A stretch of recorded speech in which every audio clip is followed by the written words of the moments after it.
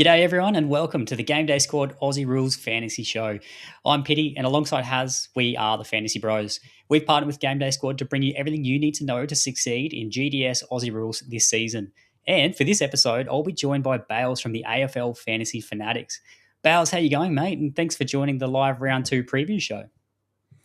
Beautiful, mate. Thanks for having me. Yeah, going all right. Yeah, sort of tougher week around the fantasy circles last week, I think, for a lot of people, with especially having Errol, right? We have Errol, miss him out for all last year, and then we have him in our game day squads, and he unfortunately gets injured, which sucks for him in Sydney, but thankfully still put up a solid score. But yeah, not too bad, mate. The best thing about game day squad, though, right? You just start again, round 2, do the same squad. So looking forward to it, mate. And thanks for having me on. That's it. No worries at all. Thanks for joining as well. I'm keen to get your insights as well to see what our plan is this week. So before we get into it, mate, just to kick off the episode and preview all the action, just to make sure everyone that you've subscribed to all of our Fantasy Bros socials so that you don't miss a thing this season. We're on YouTube, Spotify, Apple Podcasts, TikTok, Facebook, Insta. Just make sure you search at Fantasy Bros AU. And of course, if you're a new coach, it's not too late for you to get started in Game Day Squad. As Bales mentioned there, you can play week by week and there's heaps of prizes up for grabs. So just make sure you download the app today or visit the Game Day Squad website, create the account and use that promo code FBAR26 and you'll be rewarded with 3 9-player common packs just for doing so. Now, Bales, you talked about your round and how it went. So we want to talk about how our round went as well. We'll go around the grounds. We'll talk about sort of where we finished in the competitions. And of course, we've got on screen there who our stars were and who, unfortunately, scarred our squads as well. So I'll let you think about those in a moment. But just kick us off again in terms of how you went last round. Was it a bit of a disappointing one, as you mentioned there? Like, what was your sort of finishing typically in the competitions? Yeah, it was disappointing because I thought that overall, like I was chatting to Cal about this as well, and overall my squad did well, but when I look at the ranking, it wasn't as good, right? So I played most Classic and Challenger, probably the two ones I'd have the best, put my best players in, particularly Classic as well, and finished 59th and 60th, which isn't too bad, right? But I like to be finishing. I want to see my name on the little top 20 coaches for the week in the leaderboard. So it's disappointing not to be there. And then sort of, I think my best finish for the week was in the Stats Labs Prime Time, which I 41st for that. So I'll take a top 50 finish there at least. But yeah, unfortunately, no sort of top 20 finishes to get those real good rewards for the week. Yeah, it was tough, wasn't it? It was just that really high scoring week. And it was very similar, I think, across that Contender, Classic and Challenger competition, sort of in a very similar range to you. Contender, I was sort of I was 39th for the week, so a little bit better there. But I just missed a couple of really high scores, like a Bontempelli, for example. That was probably the toughest watch I've ever had in my entire life, not having a Bontempelli and watching him do what he did. It was absolutely torture, and I couldn't wait for that game to end. So yeah, I didn't have too many sort of poor scores, but it was just missing a couple of those ceiling scores. So that's all right. 16th in 22s was probably the thing I'll cling to this week, and has still finished 11th in Challenger. So he was pretty happy with that. I've also got the GDS Classic Cup kicking off this week in Aussie Rules. So that's super exciting. For those who are unaware, the Cup's our head-to-head knockout competition. If you win your matchup that week, you progress on to the next round until only one coach remains. Bales, I'm up against Rockets this week. Who have you got? That is a good question. I did have a quick peek at who I did. I'll just pull up the email. The good thing is with I think it was last year. Normally when we have the cup, you have to go to the website and you have to sort of go through the week and see where you are. Whereas the good thing is it's just an email and it says who you're playing up against. So I'm up against Long G Cats is who I'm up against this week. So Long G, I hope I can get the job done against you this week because I don't want to get knocked out in the first week. That's but I don't think any of us want to, right? So I think we all want to get at least a couple of weeks to get those nice pack rewards.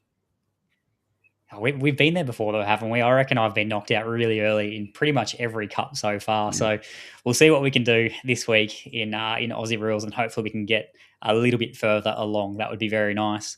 And we'll go through, mate, our stars and our scars. And Nate Daddies, he joins us. G'day, mate. Yes, Bontempelli was a scar for us this week because we both didn't play him. And I don't know why we didn't in the end, really. We should just be playing the best players. We had a few others we really liked and probably didn't think he'd sort of put up that score on our heads. And yeah, I think that I was just watching the week slip away from me in that first game on the Saturday. So absolutely torturous. And my other scar there was Christian Salem too. I I was pretty keen on him in terms of that pod play, and I was trying to think about, who am I going to leave out? I was really keen on Lockie Ash, so it was really nice to see he went well. He was my star. But yeah, Christian Salem just putting up that 92 from memory, just it's not enough. And I chose not to play Zorko. So did Haz. We thought surely James Jordan goes to him. He had a quiet first half, so it was looking pretty good. But then he puts up a 100-point second half, and just made us look silly in the end. So yeah, a bit disappointing there with Christian Salem. And obviously Baz Smith. We backed him in the next week, and he puts up a nice 155. So he was also another star for us. Have you got someone that stood out for you, mate, in terms of starring for your squads and who scarred your squads? Yeah, I do. I will say I was also on the fading Zorko train. I was like, Jordan will go to him surely. Like anyone that's up against Brisbane, you go, well, if you got a half forward tagger, it's just obvious, right? But didn't happen. Yeah. So thankfully, I was watching the Crows game at the exact same time, so I didn't have to put myself through the pain of watching him. Unlike you, obviously, you said with Bont going well there. Probably say my star.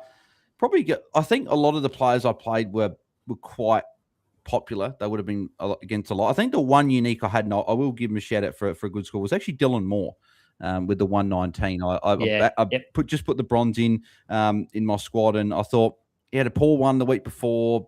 Essendon's a better matchup. Back at the G, I thought a wide open ground where we get those +7s, and he got plenty of them and scored the 119. So I'll probably give him myself, which is probably a bit unique. I think a lot of people would have said, you might give it to Sheasel or something like that. But I thought, no, I'll go to someone a bit more unique. The scar, unfortunately, was the pod that I played instead of Dane Zorko, and that was Miles Bergman. Like I thought Bergman against North Melbourne. I thought Rosie at half back. I thought Bergman play midfield, go quite well, be unique.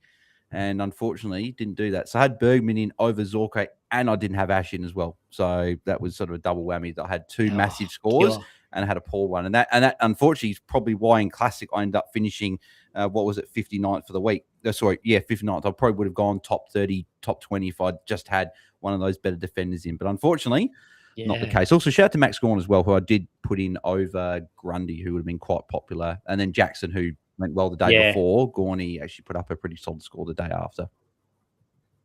Yeah, nice. A lot of names there you've mentioned, mate, that I'm sure we'll be talking about in this episode. And we've got Ross in the chat there. G'day, Ross.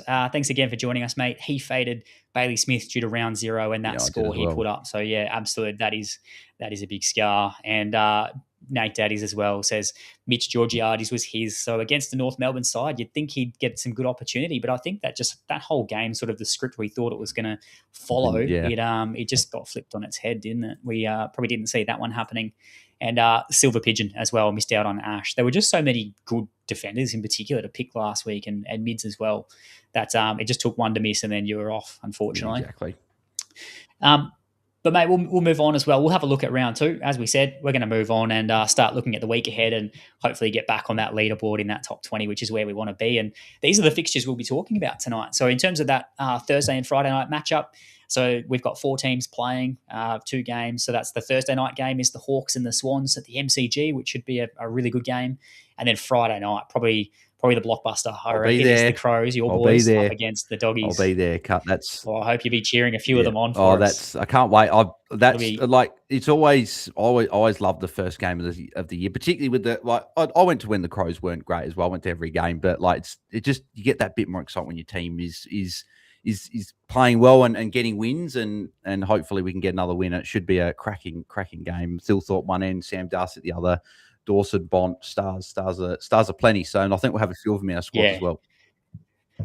100%. We'll be talking about a lot of those players. So a couple of good fixtures for that primetime competition. And then the Saturday fixtures, we've got the Suns up against the Tigers. That'll be down in Melbourne at the MCG.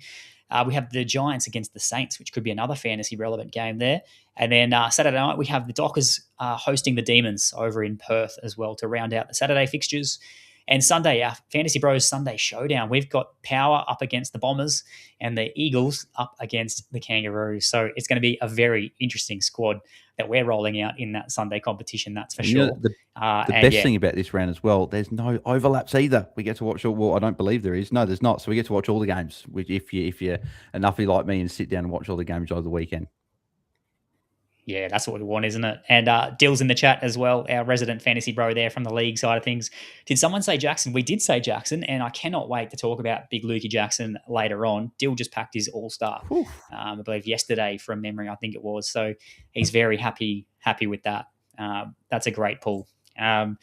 So, mate, we'll jump on. We'll start having a look at our line-by-line previews. And just for our viewers, we've actually changed up how we're sort of doing that each week. So on screen, rather than talking about those top players, we're starting to put them into a box there on screen. You can see they're our plug-and players. So we think that those players you could pretty comfortably play each week or most weeks. And we're going to then talk through another 3 options you can think about for round 2 or that particular round. We'll give you 2 points of difference, and we'll give you 1 to avoid as well. And we'll talk through a few of these players on screen in a second there, Bales.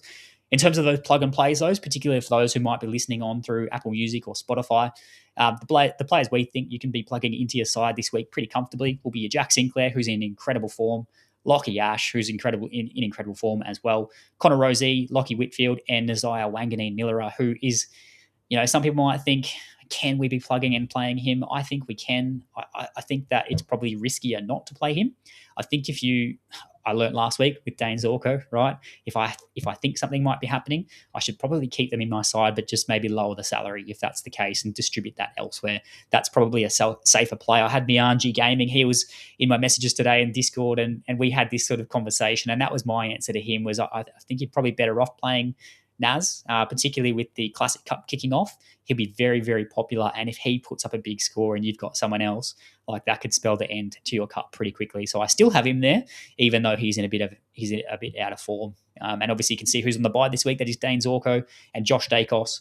And that's actually probably something I didn't touch on before. Those teams who are on a bye in these fixtures, we've got Carlton, Collingwood, Geelong, and the Lions. So make sure none of those players are in your squads this week. They are not playing. This is the first of a handful of bye rounds, these early bye rounds to start off the season, just because of opening round.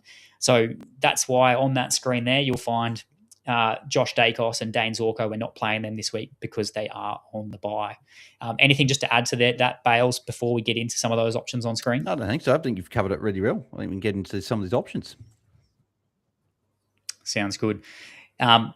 If Naz goes poor, are we going to finally get off him this week? I'm going to say no. I'm going to hold really firm there. That's probably me being super stubborn. I think other coaches might be looking at it, but that's my stance on that, Bales. How do you sit with that? Yeah, I'm still backing him in. I still feel like there's they've got St Kilda got that lever to pull where they can just play Nasai back at halfback / mid instead of I don't know. I feel like he is a bit wasted off of half forward. I know that he kicked those goals against Melbourne and he can go forward and kick those goals, but he's not a Bont, Dawson, Heaney type player where they go forward and can take all these contested marks and play against a key defender.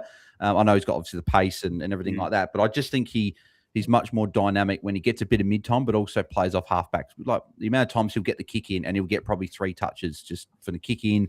You get another touch running by, kick it again, then get another handball receive, and all of a sudden you're racking up the points. So I think if St Kilda do decide to do it, could be as early as this week, just because they're not getting anything out of him. He's kicking a couple of goals. He's having his 15 to 20 touches, but just with this attention, he's just not getting involved as much. Whereas he plays off half-back, is there many taggers that can play forward that can also follow him, and that means you've probably got to sacrifice a player from the opposition to shut him down. So I wonder if they do pull that lever at some point. It will be interesting. And like, obviously the Saints haven't won a game, right? So what they're doing is not currently working. And they may need to find a few different ways to see if they can get that win. In terms of the other defenders we can be playing this week, we've picked out a few there. And John Noble is one that I think should be a pretty solid play this week. We played him in opening round for his 130 odd, I think from memory, 138 potentially. He had 136 was his score. We weren't super keen on him last week with that West Coast matchup. We thought that, and he still scored all right. He put up a 101, but we just thought the Suns would sort of dominate out of that midfield, which they did. They really torched the West Coast Eagles there at home. And 101, not bad. It was better than Salem's 92, but it's also not that ceiling score that's going to sort of get you up onto that podium. So he's back into our contention this week, and in fact, he's back into all our squads. We really like him, particularly with those players on the bye. And the Tigers should be a pretty good matchup too, Bales, I reckon. When the Suns played them last year in round 6 and round 21, Noble put up scores of 125 and 136 GDS points. And in both of those games, he had 20 plus kicks. And that 136 point game, it included 10 marks. So we know that the Tigers, they do give up lots of points to opposition defenders, and in fact, it's just opposition players in general. The Stats Lab data we had from last season, they gave up 12 points above that league average. So I just think from all points, it should be a really good play this week, and someone who I'm probably happy to put a bit of salary on as well. Are you happy with that John Noble play this week, mate? Have you looked at that for your squads? Yep, yeah, John Noble's in for me. I do like the matchup, and particularly with Zorko, Dacos, we can maybe throw Dan Houston as well. He might be someone that we've got to play more post his bye. A few guys that are out. So I think that and that's the good thing about these buys, right, is that the buys mean that you have to probably play a couple of guys that you don't normally play in your squads. And I think that makes for a bit of variety, which is good. And John Noble's someone that's top of my list and currently sitting in my squad. And I'm pretty happy to play in there against the Tigers. Yeah, nice. That's an interesting point you raised about Dan Houston as well. He was someone who we saw that pop score in opening round, and I wanted to watch in round one. I didn't have the guts to play him again. Just I wanted to see if that was there a second time, and it was. So he's looking like someone we can play. And speaking of someone that we can watch as well, Jordan Clark is another one who I wanted to watch last week against the Cats. Have you got any initial thoughts on Jordan Clark, mate, as a potential option in our squads? And I'm obviously probably alluding there to the Freo game plan and what that might look like, and if we could maybe expect a really good score from Jordan Clark, or if he might be a bit of a reliable pick for us, because I think he'll be pretty popular across squads this week. Yeah, I besides Luke Jackson, I'm off Freo. I just the game style, the point scoring for us, it's just not what we want. And Jordan Clark, unfortunately, is a bit of a victim of that. We saw a couple of years ago when Freo just chipped around. Him and Luke Ryan just went absolutely nuts. But at the moment, it's pretty much just go, and there's no chipping. There's no real sort of like sustained possession. They sort of go forward and they'll kick goals, or they'll turn it over. So that's just not going to be conducive to our game day squad point scoring week to week. So I do like other options better than him. If Freo shift at all this year, then I think he comes back. But I think until that happens, he's probably off my list, just because he'll have some good scores, right? Because he's a good player and he's the number one kick and take while Ryan's not there, and going to dominate possession out there, but just not going to be high enough of a ceiling. He's sitting capped just with that Freo game slot at the moment. Yeah, I agree with you, mate. And Nate Daddies has got that comment on screen there. He didn't like Clark last week on that skinny ground, and he should go better at Optus. I completely agree with that. I think that he will be better. I think he'll still be a good pick. He'll be putting up a pretty solid score. But yeah, if you go back to that time where he and Luke Ryan would wax, back in 2024, so they played the Demons. It was Jordan Clark who put up 195 GDS points, which was 27 kicks and 15 marks plus a goal. And in the same game, Luke Ryan put up 166 points from 18 marks. Like, it was absolutely ridiculous. And then, obviously we had JL come out and say there's absolutely none of that happening. And we saw a pretty significant shift in the way they move the footy. And I think the thing that scares me most is actually what happened last week. The fact they left Luke Ryan out of the side just reiterates the point about what JL wants. And it's not to be, chipping the footy around and maintaining possession. It's we want to go in and we want to attack and move that ball quickly. And we know that's not conducive to having a really high fantasy score. So I like him this week in terms of the fact he's a safe play and a solid play, and he's the key distributor. But my questions are there better options that have a higher ceiling? So, yeah, I think we're probably in agreement there, Bales, on that one. Hey, yeah, exactly. And have you, anything about Luke Ryan? Like, I actually didn't hear too much about why he was omitted or what he's likely to do in that side. Have you heard anything about Luke Ryan? I think it's just he had a limited preseason and he's just working his way back. So may have some weeks in the waffle, work his way back. So and I think Jale just said he's not in the best 22 with the limited preseason. So I guess we'll have to see when he comes back in. But I'm sure at some point he'll be back. Yeah, and we'll keep an eye on that. Hey. Janeth is in the chat too. G'day, Janeth. Good to see you there, mate. And yeah, congrats to Pitty on the win. I got my first win in the BroDown ShowDown. It's been a long time coming. And so we'll talk about that a bit later. But yeah, I was very happy with that over the weekend. That was probably my one shining light, was the fact I won that competition between Haz and myself. Yeah, mate, back onto those defenders there. Jaden Short just rounding out as a potential pick. He had a great game last week. He had a huge score of 140 GDS points. which I think will have coaches looking at him as an option this week with those bye rounds. We've got reduced players on there. He'll be sort of at the top of the list. He looked really good as well. So I think that he'll be popular this week for coaches looking for that option.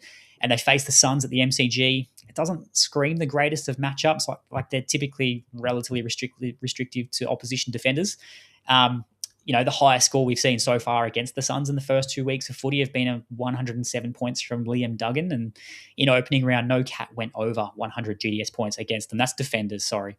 And in saying that, outside of Tom Stewart, like they don't really have a huge ball distributor out of that back line. Like Lawson Humphreys does a little bit. But I think other teams like a Jaden Short, for example, he's that clear distributor for the Tigers, or at least at the moment anyway.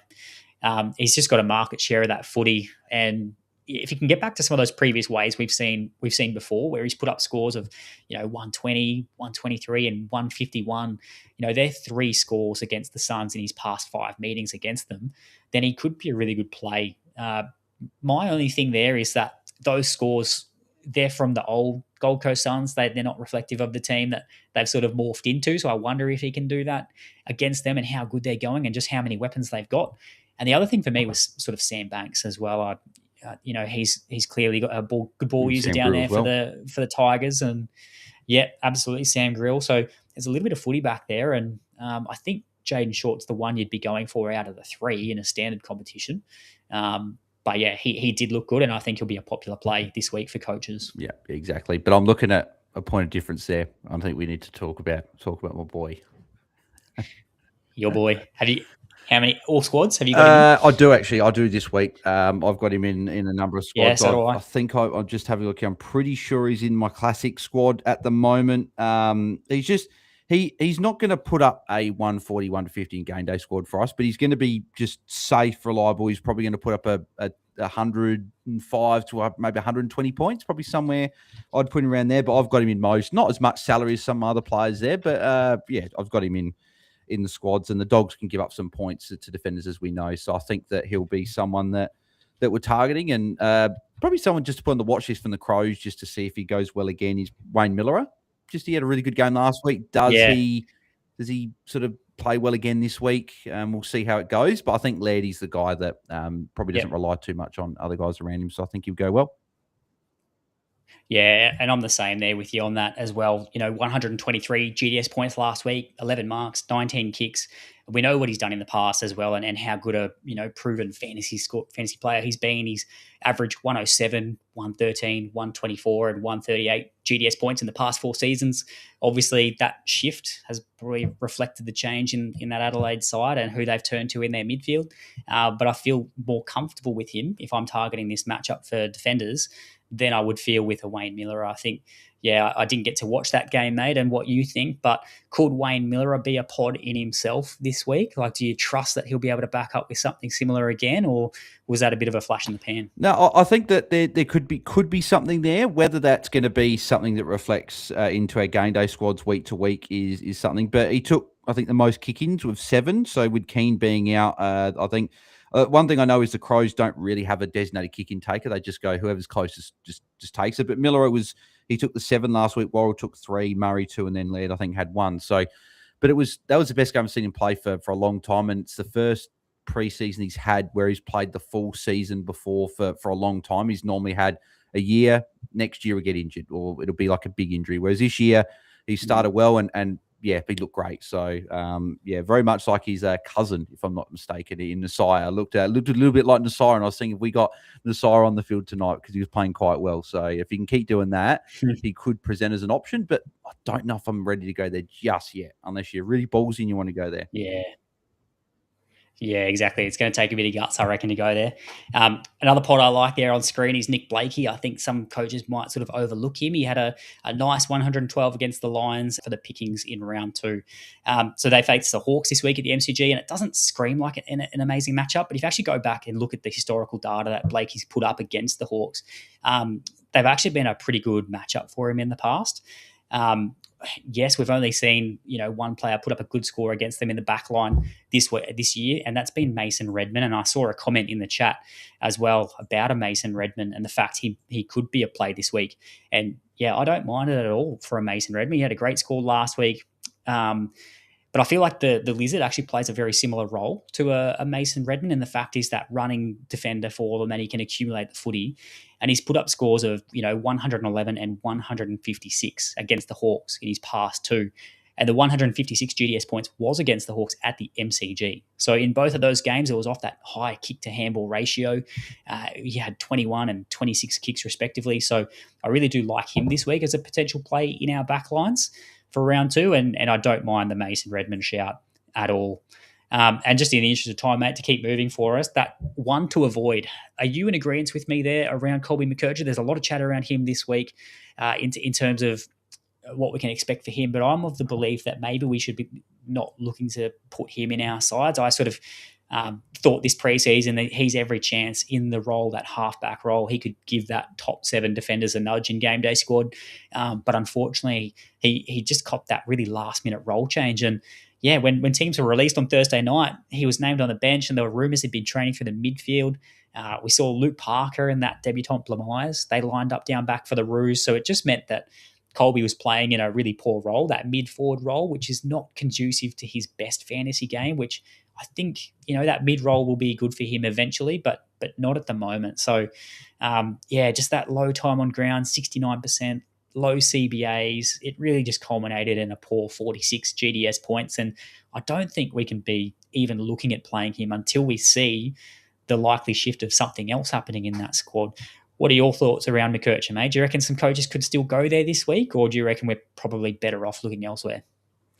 Well, my response to the question is just edit the 60 seconds you just said and put that into my answer, because pretty much everything you said is exactly what I would say as well. Just if anyone is tuned into the AFL Fantasy Fanatics, they'll know my thoughts on Colby. I was pretty disappointed with picking my AFL Fantasy side, and I didn't go him in GameDay Squad just with that thought of I want to watch a week or two first. And West Coast, you'd think prime matchup. This is what Colby's going to do. I think it was last year he played West Coast, and that was when he moved to halfback. And unfortunately, just he looks to be back in that mid-forward role. Hardiman should be back this week for North Melbourne. I think George Wardle could even be back. So there's a midfielder and a defender going in. That'd have to be like 3 defenders dropped for Colby to go back into defence. So that's not going to happen when they won. So, yeah, I'm not on Colby until we see a role shift, either halfback or if it was a full-time mid-role and he was able to score. We saw maybe a few weeks of scoring, but I just think he's going to play that 30, 40, maybe 50% CBAs at best. I don't think I see much more than that. So,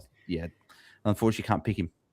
Yeah, and they won as well, the other side of the coin to what St Kilda are doing with Naz. Like, there's no reason why they need to do anything different with Colby because they had such a good win over Port. So, yeah, I'm glad we're sort of that similar thought there, mate. And, yeah, it's still some good defenders to go this week too. So, any love for Sicily? Yeah, he's had a great couple games, and I think you can definitely go there as an option. And we've already sort of spoken about Redmond as well. So, we might move on to the midfielders, mate. And I know you said you might have to... Yeah, I'll add off like in like 20 minutes or so. But I was going to say with Redmond, you got to play him at least in the squad, right? You got to put him in the FantasyBro Sunday Showdown. He's plays on Sunday, so you got to check him in. I've got his platinum. Yeah, I've got his platinum sitting in there, so I'm ready to go for that one. He'll be one of the better options for that week for sure. Now, I know again you've got to head off soon. I don't know where to start because I've got a few questions I want to ask you. And probably there's one big one that revolves around the forward line this week. So we might try and knock out these mids pretty quick and then jump across to the forward line, and then you'll be probably good to go if you reckon. Yep. In terms of the midfielders there on screen, like you can see, we've got Bont, Noah Anderson, Jordan Dawson. I think they're probably 3 players you could easily look at this week. And we've obviously seen that Noah Anderson will have a really good matchup this week against the Tigers. So I like him. But another 3 options there you've got Zach Butters, Zachy Merritt, and Finn Callahan as well. In terms of Zach Butters, we probably don't need to talk too much about him. He had a good matchup last week. He only put up 106 GDS points, so a little bit disappointing. But he comes up against the Bombers this week at home, and I think that a player like Zach Butters, who loves to bully teams, they're back on their home deck. I think this screams a big score, and I want a piece of it, and I don't want to be leaving him out of my side. Out of the other couple there on screen, what are your thoughts on Zach Merritt?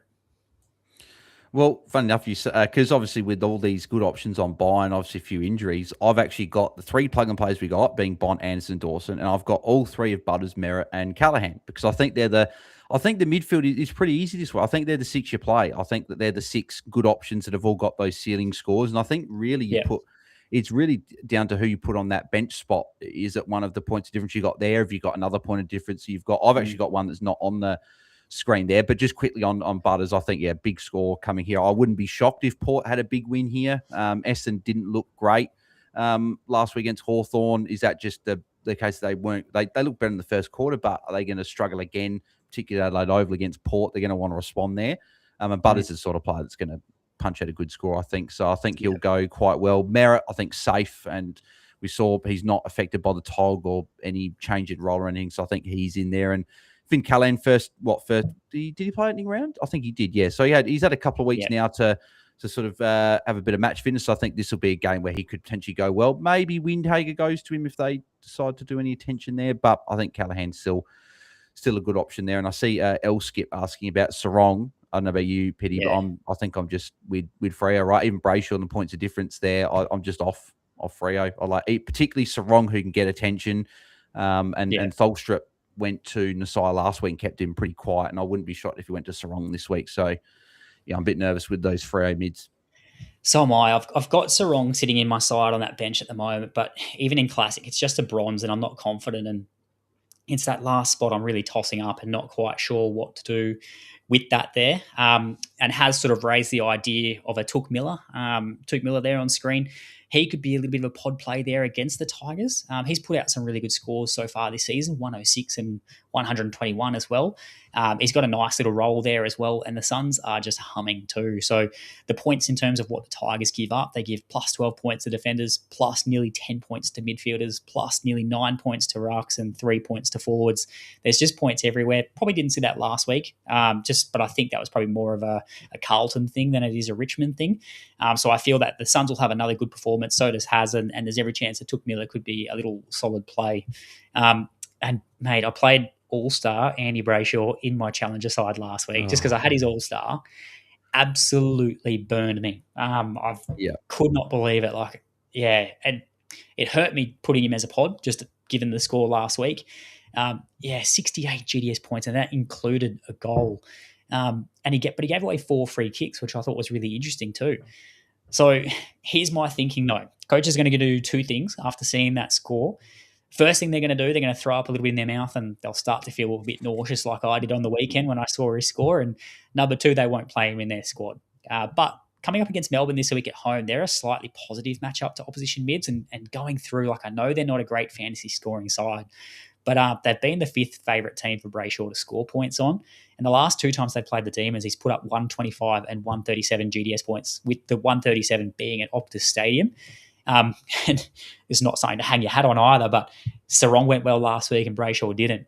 Could it flip this week? Could Sarong cop potential? Brayshaw goes really well. That's the problem with Freo. We just don't know. And that's why I put him there as a pod.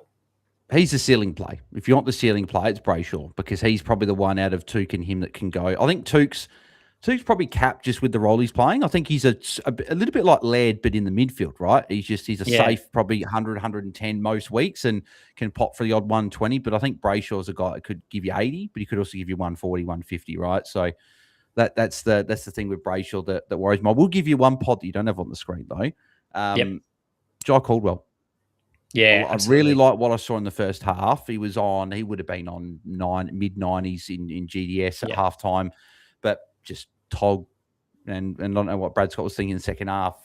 So maybe if that was just a mistake and Caldwell does what he did a bit more from the first half in a full game, and I think he put up a good score. So I do like him, and I do like the one you've put to avoid there as well in Dylan Stevens. I know that if you, particularly maybe new users to GDS that have just signed up, don't be sucked into one big score from a player that hasn't typically been sort of there or thereabouts. Like Dylan Stevens been a winger in and out of North's team. I think you'll have a good year, and I think you'll sort of break out into that best 23 for North, but not someone I don't think we're looking to target in GDS. And what's the bet? In a month's time, he'll be averaging 110 points, and we'll be going, now we got to play him in our squads. Oh, it'll look that way too. I'm not even playing him in my Sunday competition. Here's a few scores for you from last year. You'd know this anyway, Bales, but again, for maybe some of our new users, he played above 80% time on ground last week. When he's gone above 80% time on ground, here are some of his low scores: 55, 43, 29. There's some of the scores that he can give you, and that's in GameDay Squad as well. Just that wing role, like it can be really conducive to a high score, but it can be really cold as well. And Dylan Stephens hasn't been a proven fantasy player. So I completely agree with you on that. And before we wrap up the mids there, mate, in terms of Andy Brayshaw, the other thing that I sort of thought could tip in his favour is that like there wasn't really a role change last week. Like he had, in terms of his CBAs, he had 82% CBAs and 80% time on ground. It's about what he's been doing like each game, really. And I think, it's not one I'm super confident in, but if you are looking for a pod with a bit of a ceiling, like it could be an Andy Bray play. And before we move on, mate, sorry, you go. Yeah, I was just going to say, I think I saw something that Hayden Young could be out this week. Dad ruled a Freo tweet about an hour or so ago that he's been ruled out this week with a hamstring strain. So does that add maybe a bit of a bump for him? Maybe. So that could be something there. But yeah, just Freo. You're not doing with confidence. Yeah. Too many questions with Freo, I think. Correct. And you can add him to that injury list on the side there. Obviously, Errol Goulden and Isaac Heaney out, unfortunately, too, this week for the Swans. So I've currently got Sarong sitting on my bench, which, again, I'm not confident with. But who have you got currently sitting on your bench then? Is it the Jai Caldwell? Yeah, I got Jai Caldwell, because I've got the 3 plug-and-plays and the 3 options that we've got at the top there, and then I've got Jai Caldwell on my bench at the moment. I have looked at Tuka's the other one, but it's probably him and Caldwell for me, probably gonna be there. I would want to play Brayshaw, just unsure about what Freya's going to do. Yeah, exactly. I'll roll his All-Star in Challenger again, but I'm not playing him anywhere else. And I was looking for an option other than Sarong too. I'm not sold on that one, so we'll have to see. I'm going to jump to the forwards, mate, if you don't mind, and we'll do that one really quick. Going to get your insight on a couple of things. I was going to say, I think Rucks, it's what English is locked, I think, for everyone. He's the plug and play, and then I think it's probably Gawn. Probably the next one, maybe Jackson if you want to go there, but Jackson against Gawn is tough. And like you're probably going real potty if you want to go for Wits to Coning like that, because I think the rucks you got your 4 or 5 guys you plug and play most weeks. So I think, is that who you've got? Have you got English and Gawn? I think Cherry's another one as well for a shout, but who have you got? Yep. I don't mind Jackson this week either. Just sort of seeing what happened on the weekend in terms of that. But I think they're probably the 3. Yeah, English, Gawn, Jackson. I like those 3. Cherry's got a good matchup this week though. But I'll circle back to these rucks as well and go through a bit of data with everyone once we do the forwards as well. Because I think there's a few forwards this week, particularly from your mob, that I'm keen to get your insights on and how they might go. And then, once we talk about these, mate, and you head off, I'll circle back to the rucks for everyone and we'll go through in a bit more detail what we're sort of thinking. You can sort of see on screen there in terms of our forwards, those plug and plays. We've obviously all got Sheasel, Petrarca, Flanders, and probably Toby Green, I would imagine, as well as a Cozzy Pickett. You could almost put him in there at the moment. So I've got those boys all locked in, and it's really the last 2 spots that I have up for grabs. And there's a fair few players that have got under the blanket for those last couple of spots this week. On that screen there, I think Rankin was one I've put in pretty quickly to my squads, but I know that he and Rochelle probably go hand in hand, don't they? It's I just wonder with Rankin coming back how that might affect Rochelle's role, and he looked really good last week going through that midfield. Will they maybe impact each other? It's just a bit of a watch and wait. And what are you thinking on Isaac Rankin? Is he coming straight into your squads this week? Are you backing in that sort of star factor for him and what he brings to the Crows? Well, for the Stats Lad primetime squads, yes, he will be. Both will be in there, actually, in fact. But in terms of my classic squad, I don't actually have either at the moment. Mainly just because I do want to see how it goes. I think they're both fine plays. I think Rochelle and Rankin are both good plays. I think, again, if I was Matty Nix, I would have one spot in the midfield purely with either Rankin or Rochelle in there at all times. So it's like 50-50 split. Maybe you have a few CBAs where you don't have one of them in there. But I think most CBAs, they'll have one of them in there because they offer something different. I think Rankin back in will actually help Rochelle and help Dawson. I think another good ball user through the middle of the ground and then up forward. I think I see it more maybe this week being Rochelle more the mid and Rankin more the forward. And that might be more of a 50-50 split as we get a few weeks into the season. But I think to start, I think it'd be more like, say, Rochelle maybe 65%, Rankin 35% if they're doing that sort of split with them 2 in the midfield. So I do like both, but either or could go quite well. So I think that's probably where I'd land on them. I think either could be good plays, both could be good plays. You could fade both, I think. I don't think they're going to burn you either if you fade one. I don't see one of them going 120, 130 against the Dogs. Yeah. It's probably the forwards at the moment, isn't it? Those last few forwards we're really picking from. Like, even the last couple of weeks, they've all sort of washed out to be, fairly close together. You know, Riley Thilthorpe is probably another one I was looking at too. Midfielder, Crows. apparently. I think that. Oh, really? Playing in the midfield? I just had some CBAs as a midfielder, like as a not a ruck, just as a midfielder, which is quite interesting. Maybe being like another unicorn into the AFL sort of space. So we'll see if that goes. But potentially he could be a play because Doggies don't have many of those tall defenders that can probably go with him, and vice versa. Darcy at the other end, right? Is that like, mate? Well, I think Butts did a fairly good job against Darcy last year, but can you keep Darcy quiet back-to-back games against the Crows? So I think both. I think there's so many options in that game, like Buderick as well, who's playing off half back. Like you could plug him in for a week. So there's so many options in that game that I think that's why we're all excited for that as well. Yep. Yeah, exactly. So that's probably my big question this week is where are we going to go in that forward line? And it's those last two spots I've got up for grabs. I've got Sam Darcy sitting there at the moment, which our viewers will see a little bit later when I show the contender squads for the week. But yeah, Sam Darcy, he's played a couple good games in the past, or at least put up a couple good scores against the Crows. So he's had 96 GDS points against their last matchup, against them round 18 last year.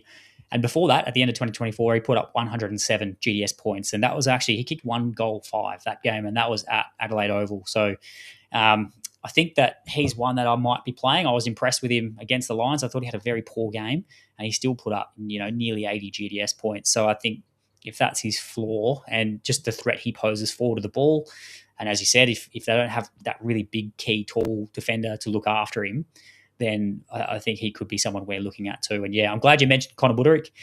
He's one I was meant to actually change that on screen for Rochelle. We were going to talk about Rochelle with Rankin, and Connor Buderick is the other pod that we had. I just didn't get a chance to pop him in there for us, and he's been playing really well off that half back line, even though he's listed for us as a forward.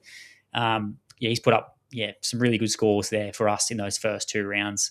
And interesting though, his kicking numbers dropped last week against the Giants. He only took the 1 kick in, but he still managed to get 23 disposals, and 16 of those were kicks with 6 marks. So he's scoring pretty well, and we know that could be something that we like to target in our obviously our defenders, but he's available as a forward. So if he's doing that, he could be a nice little play there. But I don't know, just something about Buderick. I don't know, a little bit spider sense as a team. I think it's just his ceiling's capped. I think he's not because of Dale being back there. Even Lockie Jakes, who's been really good for the Dogs as that younger player coming through. He's had a heap of ball. Yeah.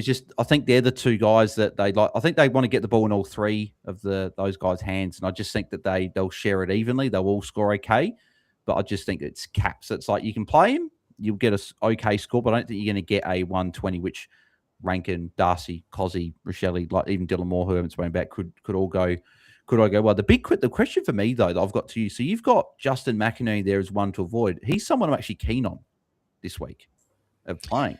Yeah, again, we had a chat about this too. We initially did this. I didn't get a chance to fix this slide with Haz. We made a couple of little changes there for it. That was one thing I didn't get around to.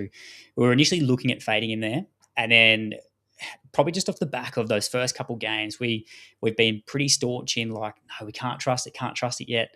But we have sort of changed that. We took him out, and the avoid we had was actually one from the Crows. We actually put in Alex Neil-Bullen. So Haz did a bit of digging around some data on Alex Neil-Bullen. And it's probably a similar conversation for A and B in terms of what we spoke about with Dylan Stevens. He had a really high score last week of 117 GDS points against the Pies. And coming up against a tough, Bulldogs outfit where we're not confident that he'll be one to chase for that score to round out our forward lines. But McInerney, we've actually sort of changed our opinions there on him too, and we probably don't mind that play this week in itself. Are you believing he's a genuine option as well to round out our forward lines? Because I wasn't sold in that first week. I've got him in. Sydney Clear have put him in a bit of that midfield role, and Heaney and Goulden won't be there this week. Obviously, Goulden won't be there for a while, and I think it was really Goulden and McInerney were sort of changing in that midfield between the 2 mid forward. But I think with Goulden out, McInerney's going to get a bump in CBAs. And I think particularly, again, with Heaney, I think that even solidifies that role. So I think that there's a really good play of putting Justin McInerney into your squads. That's why he's in there. Just quickly on Neil-Bullen as well. he's someone that if you play other fantasy platforms like AFL fantasy, like if you play draft, like he's a good draft pick. He's even probably not a bad pick in the stats as prime time competition this week. But he wouldn't be someone I'd be relying on in your classic teams, your contender teams, your starter champion challenger, whatever company you play. I wouldn't be relying on those ones because he can be very up and down. He can have games where he'll pop like he did on the weekend, but he can also have games where he gets a 60 or 70, and you don't really want that. You want a bit more consistency. That's why Rochelle, Rankin, and then other options from other teams who you're probably targeting. That's it. And I think when Haz and I were having those discussions about McInerney, a big thing for us was the fact it was, up against the Hawks at the MCG. And this was obviously before the news that have come out that, Heaney's going to be out too. We know the extent of Goulden's injury. So that's where we ended up changing our decision on, obviously that's actually probably going to help him, to be honest. So we did change our mind, but as I said, I didn't get a chance to change it around on the slide this afternoon. I changed around a few other things and forgot to come back to that one. So I apologise. So McInerney's not our one to avoid. We think he could be one to target potentially. And yeah, as I said, they're mentioning, maybe avoiding Alex Neil-Bullen, who had that pop score. And Dylan Moore, obviously, you were onto him last week, mate. He put up a good score. I feel like coaches might still be a little bit hesitant with him just on the nature of his scoring at times. He's been a bit up and down recently, obviously having that really poor, 43 points or 47 points, one of those in opening round, 47. So that was really disappointing, but he bounced back really well last week. So 117 GDS points, which was a vintage Dylan Moore performance, 24 touches, 17 of those were kicks, 7 marks. They're coming up against the Swans now, who are a bit of a neutral matchup. That's the 11th best matchup there, so to speak. And his last matchup against the Swans there, he put up 89 GDS points from 18 disposals there and only 3 marks. So I think he might hopefully be able to get on the end of a few more marks this week as well, and hopefully putting up a decent score. So he could be one to potentially look at in that forward line if you are going a little bit different, because I feel like a few might get off him. Yeah, he loves a G, so I think he'll score quite well. Absolutely. So you've got McInerney in there. Who else is rounding out? Is it a Dylan Moore again this week after what he did for you? Yep. I've got Dylan Moore currently at the moment. So I've got the Sheasel, Petrarca, Flanders, the usual 3, and then Toby Green as the 4 plug and plays, and Cozzy Pickett, Justin McInerney, then Dylan Moore rounds out my forward line. I have thought about putting a Crows forward in there. I'm probably leaning Rochelle at the moment with the more midfield time, but I'll partly go, I don't want to play either, because if I play one, the other will go well, right? So I think that's how we know how that goes in fantasy. We play one and the other one end up going quite well. So we're talking about the midfield with Brayshaw, right? What's Bet Sarong is the one that pops and goes big. So it's what happens, unfortunately, in fantasy. So I think I'd rather just cheer him on as a Crows fan and hope they both go well, but have another couple options in there. But I might change. We'll have to see. Yeah, absolutely right. Now, mate, are you looking to head off now, or are you going to stick around a little bit longer? Yeah, unfortunately, I do have to head off. But no, appreciate you having me on, mate, and more than happy to jump on in future episodes. If you ever need a fill-in or an emergency, come in. If I need the coach to ring up and say, we need you to plug and play, I'm more than happy to jump on. But no, always happy to chat GameDay Squad, and good to chat on with you, mate. So good luck to everyone in GameDay Squad this week. Hope your squads go well. Hope you go well in the Cup, and hope you go well in any competition that you play. And except for my Cup opponent competition, I hope I get you by point this week or get the job done. But we'll see how we go. But no, thanks for having me on, mate. That's it. Thanks for joining, and best of luck to you too, mate, this week. And looking to hear you hopefully getting that victory at the end of the round too in your classic matchup. Beautiful. But have a good one, mate. Thanks again. Beautiful. Thanks, mate. Thanks, everyone. All righty. Now, as Bales jumps out, I'll circle back to the rucks. I was just keen to get his input there on a few of the forward options there, because there's a few I like. And as I said, there's the Adelaide forwards, there's just a heap to be looking at. So if we circle back to the rucks here, there's a heap of options, and I apologise for the jumping and the chopping around there as well. Just tried to fit that in with Bales.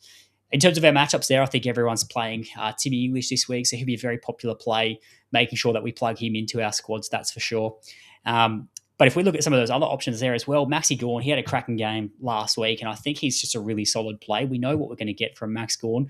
It was an inspirational effort last week from the captain, and Tom De Koning probably had the best of him for the first 3 quarters of that match, but just a massive 91% time on ground, which Maxi Gawn does, and it was 100% time on ground in that 4th quarter. Like, he did not come off, and he comfortably helped turn the momentum of that game against the Saints. And in that fourth quarter alone, he had 61 GDS points from 10 touches, 3 marks, 12 hitouts, and a goal. So, he may have come up against TDK, who's considered one of the best young rucks in the game, but the old dog showed him a few tricks when it mattered most. And finished on 121 GDS points, and it's just a sign that he's as fit as ever. So if you're looking at your rucks and you're tossing up between a few, I think Gawn's probably the safe play. And coming up against Freo this week, he's put 138 points on them last season too. So he should be another very solid play. And Tristan Xerri, he's probably that point of difference this week. I think less will be playing him.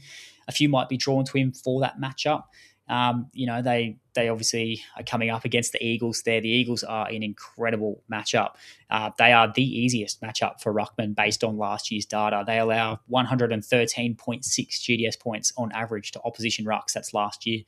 And that was 16.4 points above that league average. So just incredible numbers that they offer up. And I'll tell you what, Big Witsy, a few people called this out last week and I was against it just on the wits factor alone, but he put up 129 GDS points against the Eagles, and that was thanks to 51 hitouts. And before I talk any further about what else he put up, if you're getting 51 points, if you're saying you're starting on 51 points, well, you're in for probably a good score. So to think that, Tristan Xerri could potentially have something like that again this week as his starting score and anything else he does on top, that's a really juicy play in our ruck line if you're looking at it. If you're not keen on a Jackson v. Gawn, if you're not sure to go either one of those, a Tristan Xerri could be a play. Just again, the thing is he's not looking amazing with those hitouts, with the new rules around having to jump at the contest.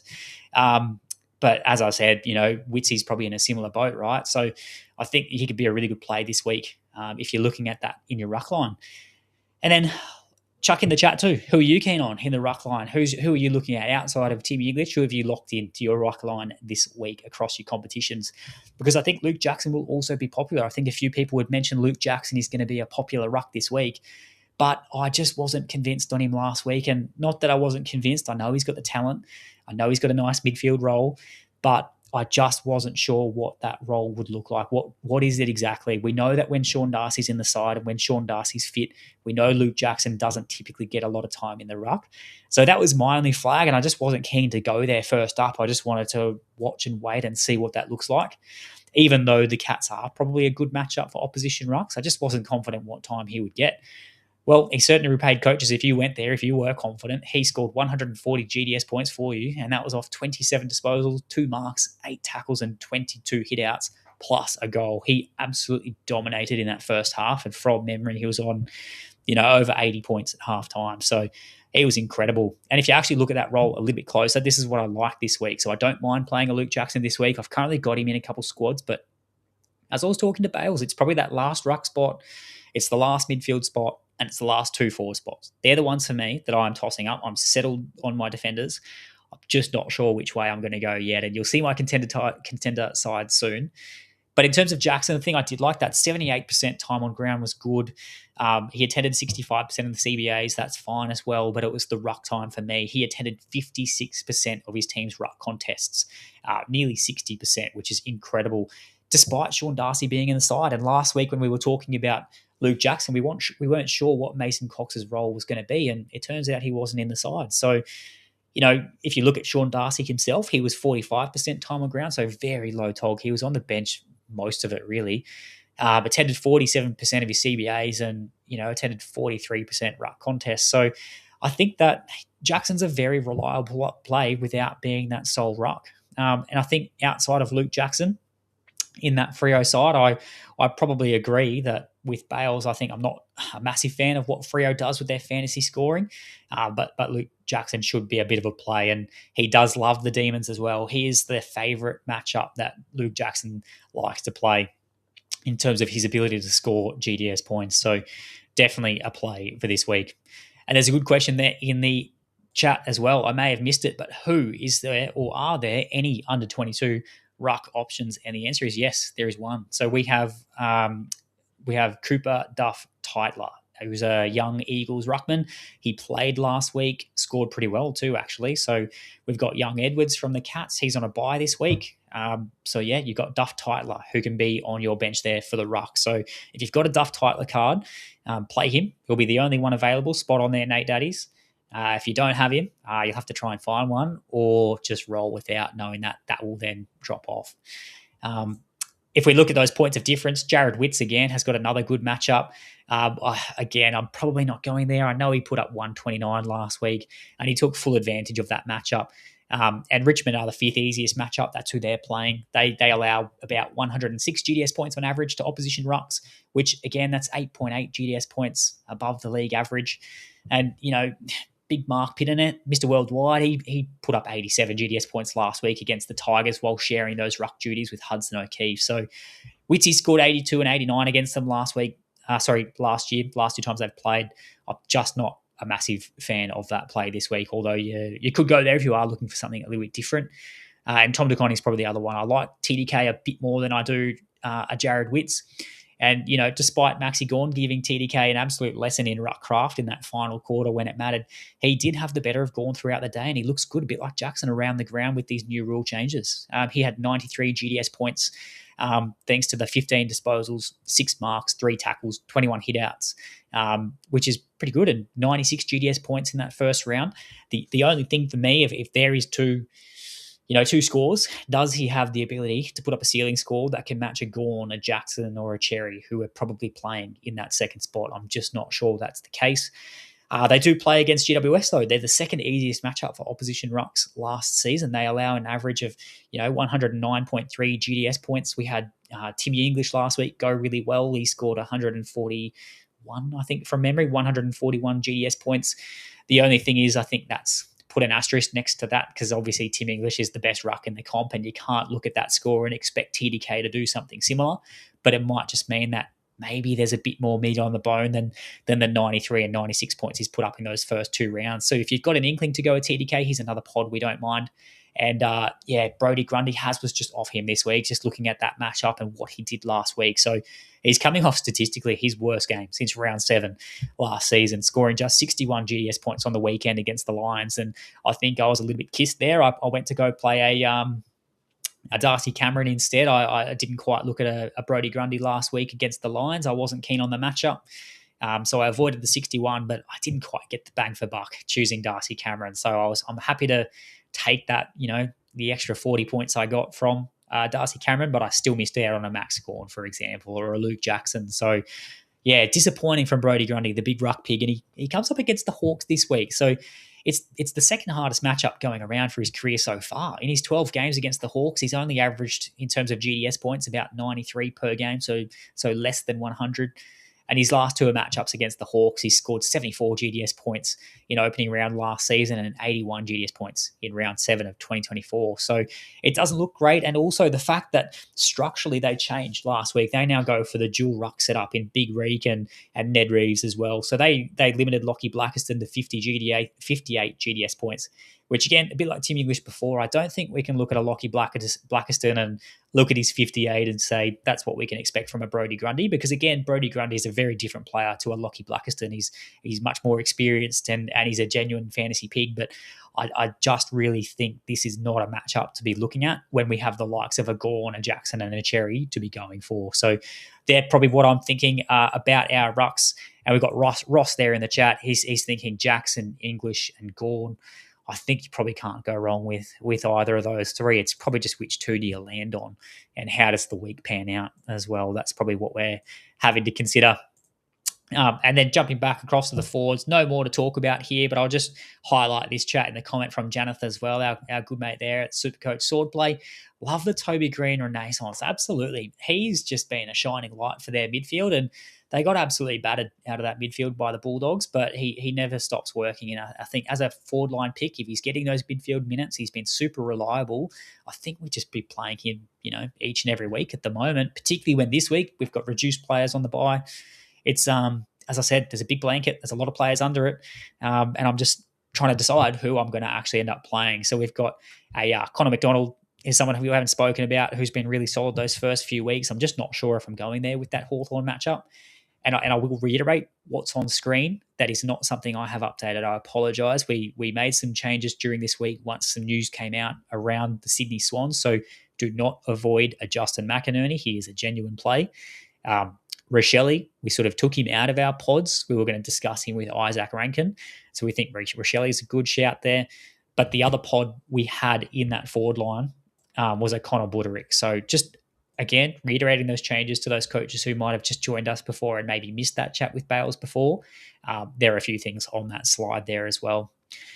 So going to move on as well. We'll have a look at our contender teams here for everyone. These are the sides that we are happy to look at in round 2. So if you look there in the back lines, you'll find a very similar back line there to what Haz and I are both rolling out. So we've got those big name players in a Jack Sinclair, a Wanganeen Miller, an Ash, a Whitfield, a Connor Rosie, and a Rory Laird as well. It's just probably the one thing is Haz's contender side, as you can probably see from where he's currently ranked, that is his pod side. He throws a few darts there now, so he's looking at a few other players that we'll often talk about.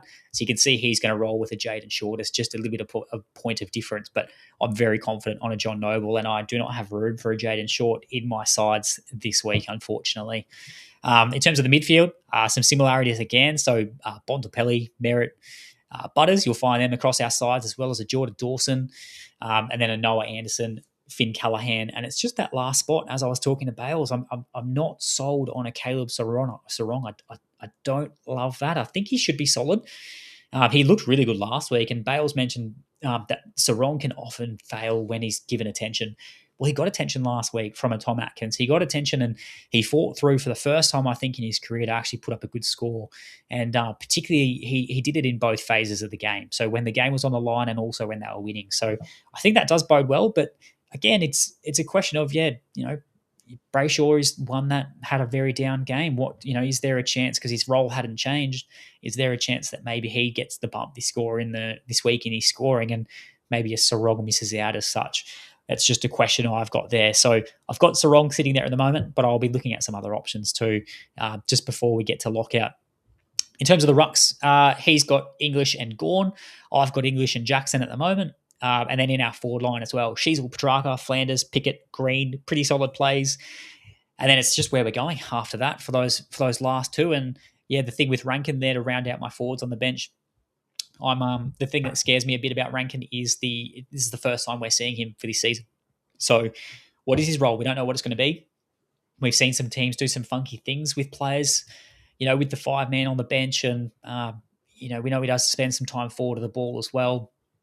Rochelle's looked really good going through the midfield, so maybe there's not as much time through that midfield as we would like for an Isaac Rankin. So he's one that I'm every chance of changing, and I don't mind a big Riley Thilthorpe there too. I think that he's one who could have a pretty solid game against the Bulldogs there too. So I am looking at him, and I like the Justin McInerney shout there too. So Haz got Justin McInerney and a Connor Buderick to round out his forward line for his contender team, which again, some good pods there for Haz in that side. Whereas my contender side, I do try and sort of model that off a classic team and a challenger team, some similar picks.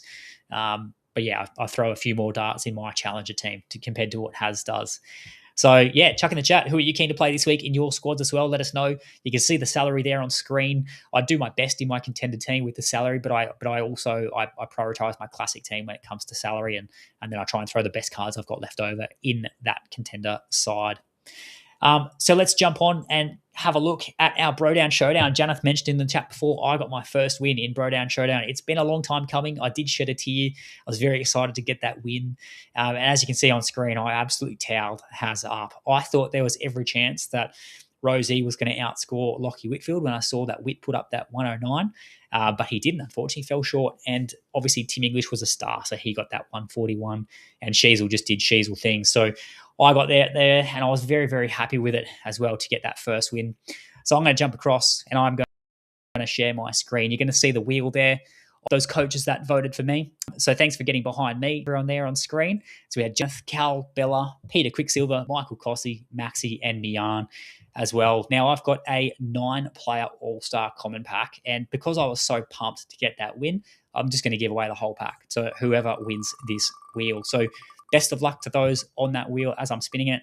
Who's it going to be? I don't even think Cal can win that. I'm going to take that off him, and hopefully he's not too disappointed by that. But I will give him a shout out for backing me in.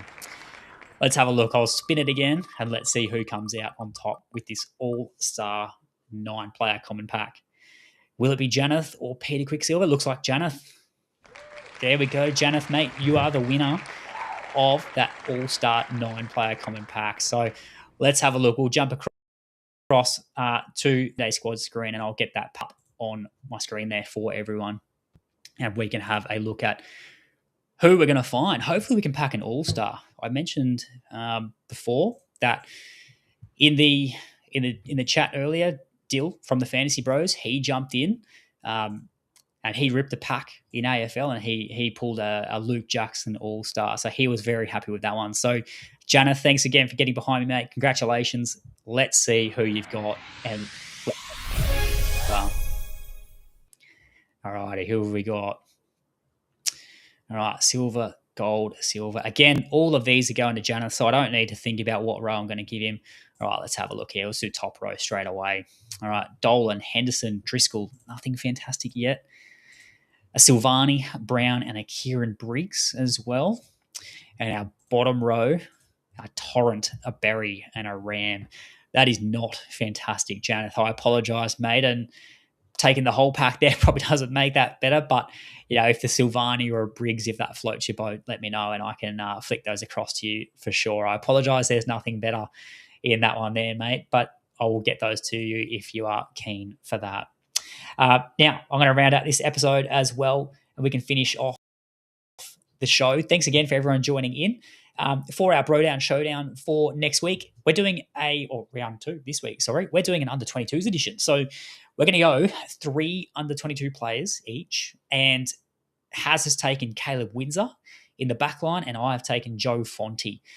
In the midfield, he's taken Harley Reid, and I've taken Willem Dersma, so the 2 Eagles are going to go at it for us. And then in the forward line, this is probably going to be the highlight of the round. I think a Bailey Humphrey for Haz against my Murphy Reid. So only 3 players. So it's whoever takes out 2 wins across those 3 lines. Comment now in the chat. Who do you think is going to get up on top in this under-22s edition of the BroDown ShowDown? Do you think it would be Haz with Caleb Windsor, Harley Reid, and Bailey Humphrey? Or can I go back to back and can I really put Haz to the sword with my Joe Fonte, who's been in incredible form for our under-22s comp, Willem Dersma, and a Murphy Reid? Get in there now. Get your comment in. Who do you think it's going to be? And yeah, Janeth, mate, what a pack. I'm so sorry for that. I should not be ripping packs like that on a live stream, that is for sure. Few comments in the chat. Izzy, mate, thanks for you getting behind me again. And we've got Nate Daddies as well. And Janeth getting behind me as well. Fair few comments for me in the chat. If there's any love for Haz, make sure you chuck it in. Sometimes you never know. He is the out-of-form coach when it comes to BroDown ShowDown, and I've been letting him know all week. You can absolutely guarantee that. And we've got a comment there for Haz. Well done. Thanks, Driz. Get behind him. Now, that's the end of our episode. So again, thanks, guys. Thanks to everyone for tuning in, and obviously Bales too, who got behind our show there tonight. And we can't wait to bring you guys so much content with all these amazing people in the community that do so much work for fantasy footy, and particularly GameDay Squad. So next week, we're going to have Hoss from GameDay Society. He'll be joining us again. I got Roscoe as well from Supercoach Swordplay. He's coming the week after. So a nice rotation of guests to get some balanced views for everyone as we make the key decisions before each and every round. Just a reminder to our new coaches, make sure you use that sign-up code on screen if you haven't done so already, FBAR26. You'll get 3 9-player common packs for doing so. Get your contender team started, and hopefully they're better packs than what I just pulled there. So do not use that as an example. And yeah, again, thanks to everyone for tuning in. We really appreciate your support. Silver Pigeon, thank you, mate. Love seeing you in the chat every single week. Hey, we really appreciate it. And obviously Ross as well. Ross is getting behind us there for another week.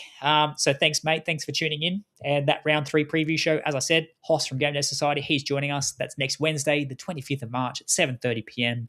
That's our round 3 preview. Good luck. Good luck for round 2. Good luck for the first round of the Cup. I hope everyone can come out winners, but we just know that's not the case in a Cup, unfortunately. And we'll see how we go after the weekend. All that said, have a great night. Thanks again for tuning in, and we'll see you next week.